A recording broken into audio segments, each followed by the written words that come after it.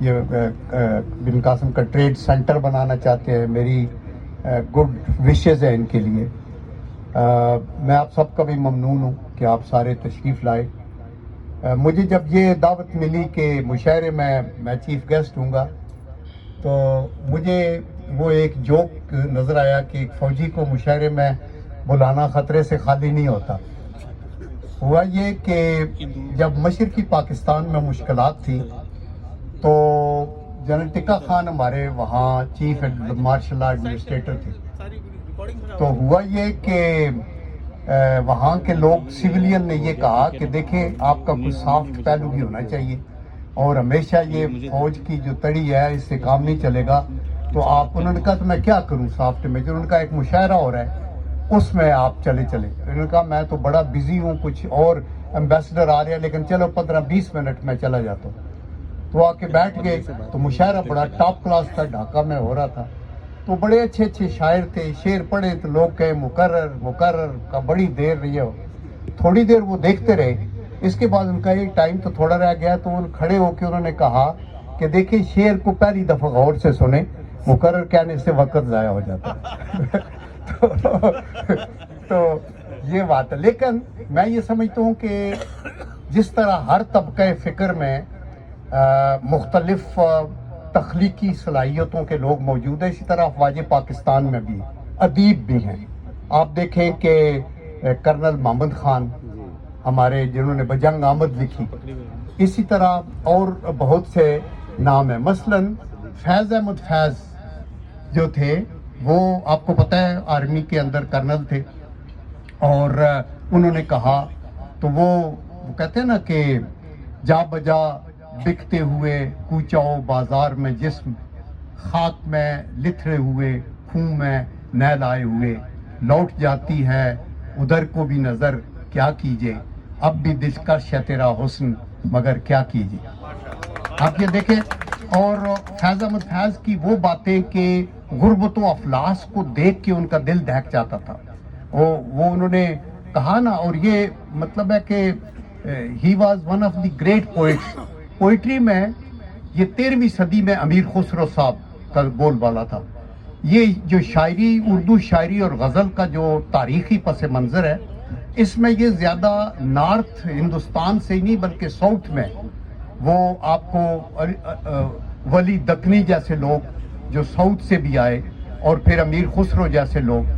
پھر یہ آ کے 18ویں صدی میں آپ یہ دیکھیں کہ میر تقی میر اور نذیر اکبر آبادی یہ بڑے پائے کے شعر تھے. میر تقی میر کو کہا جاتا تھا کہ غزل کے بادشاہ ہیں, اور وہ اس وقت کی جو وہ شاعری تھی نا, وہ کہتے تھے یہ تمہاری ان دنوں دوستاں میاں جس کے غم میں ہے خونچے کاں, وہی آفت دل عاشقاں کسو وقت ہم سے بھی یار تھا.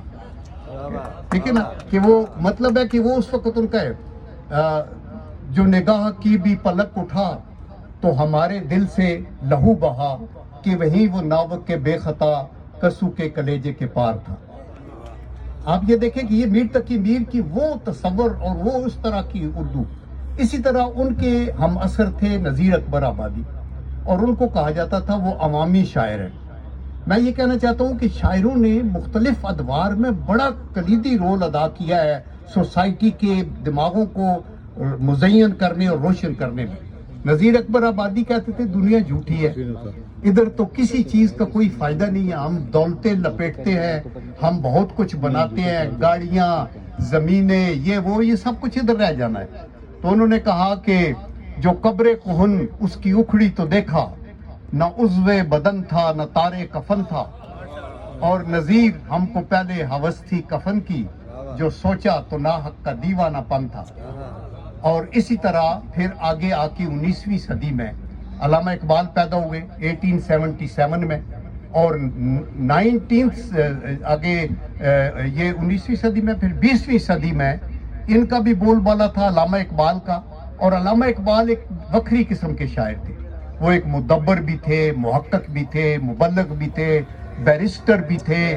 ان کی جو غزلیں تھی یا ان کا جو کلام تھا اس میں میسج تھا, اس میں ایک اسپریچول اینگل بھی تھا, اس کے اندر ایک حقیقت بھی تھی. اور میں یہاں علامہ اقبال کی آگے بات کرنے سے پہلے یہ بھی بتاؤں، آپ شاعر لوگ ہیں، آپ اپریشیٹ کریں گے کہ ہمارا قرآن کریم بھی جو ہے یہ بھی ایک ایسی آفاقی کتاب ہے جس کے اندر پروز بھی ہے، پوئٹری بھی ہے. آپ دیکھیں نا کہ پروز تو بہت ہے، پوئٹری بھی ہے. مثلا آپ دیکھیں، آپ کہتے ہیں افلا ینظرون علی الابل کیف خلقت وعلی السماء کیف رفعت وعلی الجبال کیف نصبت وعلی الارض کیف سطحت. یہ دیکھیں کافی حدیث انہوں نے سارا وہ کر دیا. تو اس لیے یہ پوئٹری کا تصور جو ہے یہ بہت ہی پرانا ہے. علامہ اقبال جو تھے وہ ایک ریفارمر تھے، ان کا ایک پیغام تھا. اور شاعر کیا ہوتا ہے؟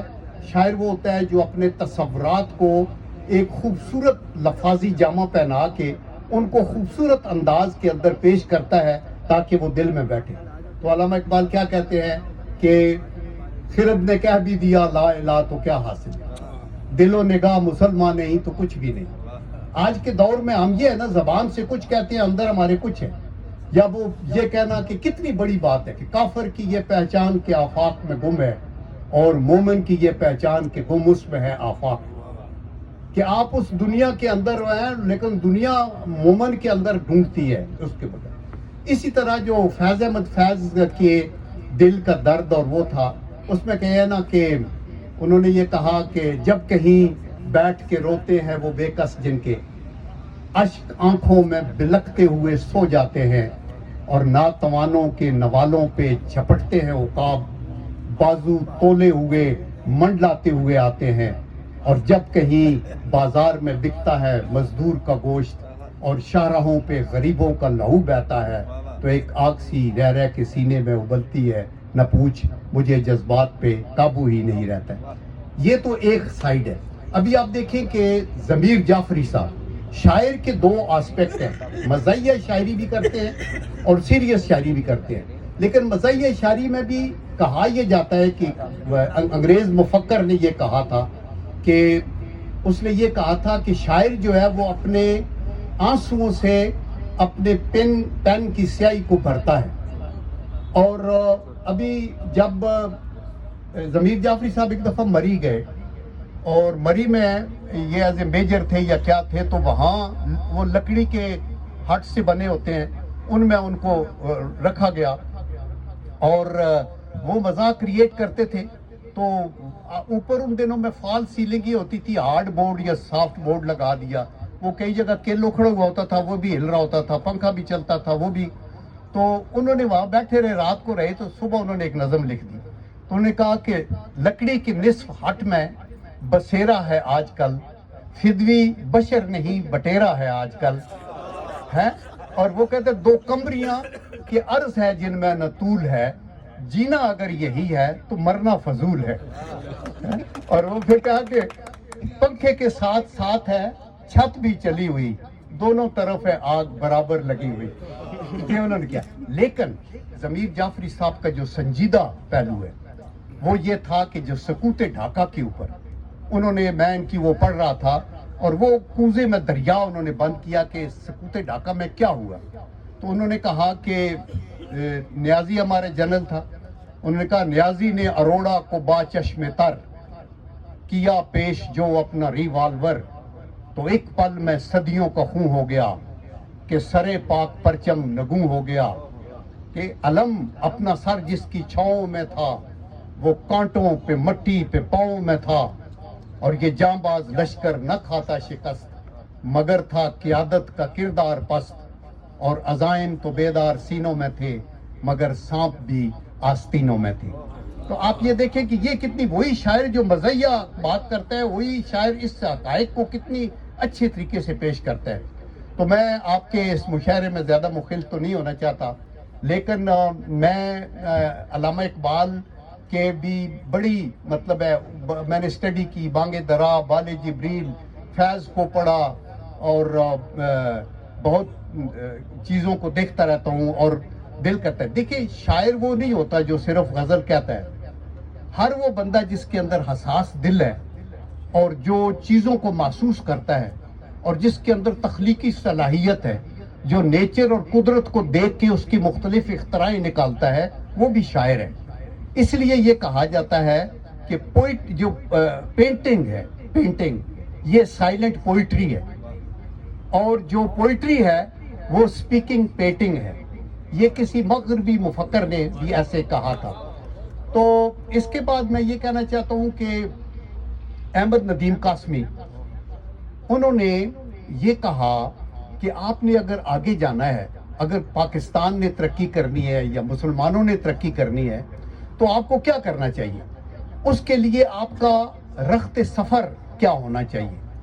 تو اور سیکنڈلی یہ ہے کہ آپ کو آپس میں اتحاد کی ضرورت ہے. اکیلا ایک ہے، 2 11 ہے، 3 111 ہے. تو انہوں نے کہا کہ عزم سفر کیا ہے تو رخت سفر بھی باندھ، اور منزل ہے آسماں تو بے بالوں پر نہ جا، اور لاکھوں چراغ لا کہ ہوا تیز ہے بہت، صرف ایک دیا جلا کے سرے راہ گزر نہ جا. اور آخر میں احمد ندیم قاسمی کی اس دعا پہ اور آپ کا سب کا شکریہ، آپ نے مجھے برداشت کیا. اور میں انور صاحب کا بھی یہ اپنی اس عمر میں کمزور صحت کے ساتھ سردی میں بھی ادھر موجود ہے، اور شعراء کا جو میں کلام سنا، ویری کریٹو، ویری گڈ. ہمیں اپنی سندھی زبان، بلوچی زبان، پنجابی زبان یہ بڑی رچ ہے، اور اردو زبان، ان ساریوں میں عبور حاصل کرنا چاہیے. ابھی دیکھیں نا، پنجابی کے اندر بھی بڑی اچھی، ہم کہتے ہیں نا مسلمان ملک جو ہیں یہ ہماری مدد کے لیے نہیں آتے مشکل وقت میں، اور ہوتا یہی ہے کہ ویسے وہ ساتھ ساتھ ہیں، کشمیر کی کاز پہ کوئی نہیں آگے آئے گا، وہ بھی ہے. تو اس کے اوپر وہ شاعر نے بڑا اچھا کہا کہ ٹنڈا سکھنیاں ویک کے صورت آئی، ایویں خوہ خیالاں دے گیڑدے رہے، اور ویلا پیا تے کوئی نہ میت بڑھیا، ایویں اپنے پرائے نکھیڑتے رہے. آپ یہ دیکھیں کہ یہ چیز ہے جس کو آپ کرنا ہے. تو آخر میں احمد ندیم قاسمی کی اس دعا کے ساتھ ختم کر دیں گے کہ خدا کرے کہ میرے ایک بھی ہم وطن کے لیے حیات جرم نہ ہو، زندگی وبال نہ ہو، اور خدا کرے کہ میری عرض پاک پہ اترے وہ فصل گل جسے اندیشہ زوال نہ ہو. وآخر دعوانا ان الحمدللہ رب العالمین. صدق اللہ.